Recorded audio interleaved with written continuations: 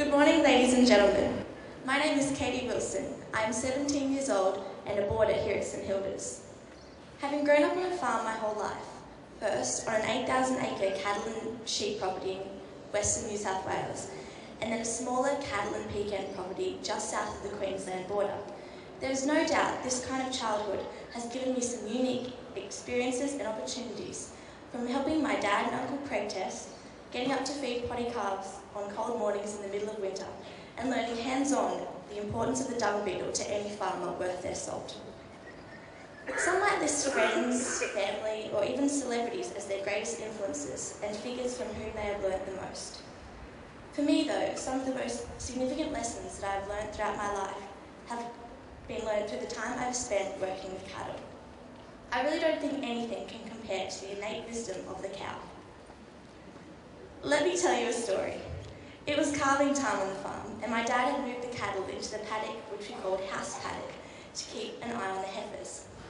As I returned from school in the nearby town of Barraba that day, I was greeted with the news that there was a visitor waiting for me at home.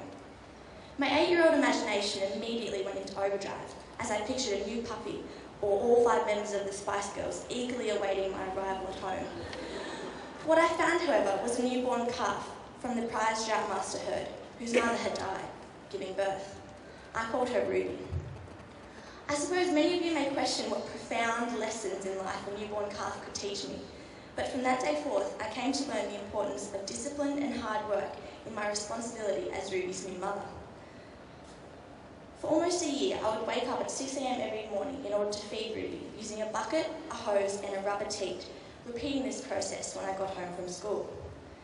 Becoming a full-time mother at the age of 8 is no mean feat, but the responsibility helped me to develop my organisational skills and come to understand that my actions could have significant consequences for not only myself, but others.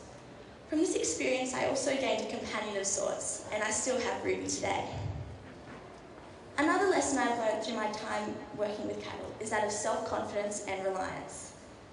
Cattle showing is something I've been involved in for a few years now through the Droughtmaster stud that my family run. Along with my dad and brother, we would load the cattle on the back of our truck in the early hours of the morning and make our way to the various shows across our region. Cattle showing involves leading and presenting the animal before a judge, who comments on a number of its features, from muscle conformation, udder development, and how they stand. My heifer, Giselle, named in honour of the supermodel, and me became quite the efficient pair, working in unison to best show off to the judge. I began in 2011. At my first show, I was nervous and didn't fully understand what was expected of me. Despite my experience with cattle, I was still tentative, scared that I would lose control of the animal and get hurt. As I competed in more shows, however, I became more confident in my ability, in the end winning the Junior Parading Prize at the Bangalore show. Public speaking and communicating is another key element to cattle showing, which has allowed me to develop the confidence within myself to do so. From working with cattle in this way, I've learned the invaluable lesson that to achieve anything, you must first overcome your fears and have the confidence to believe that you can do it. The final lesson I've learned from my cows is that of thinking outside the box, exploring the potential for other options that are more productive and efficient or better for the environment. We run our cattle in quite a unique way, using a process called cell grazing.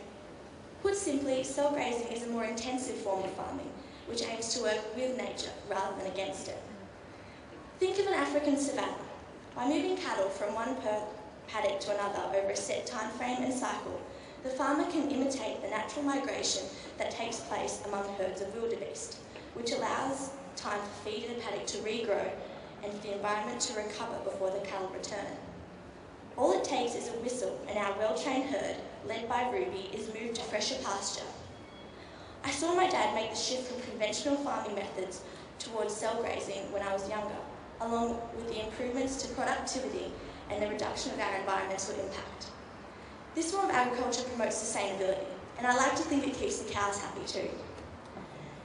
The lessons I have learned from my time spent around cattle, that of discipline, hard work, self-belief, and thinking outside of the box, are characteristics that I'd like to think define me as the person I am today.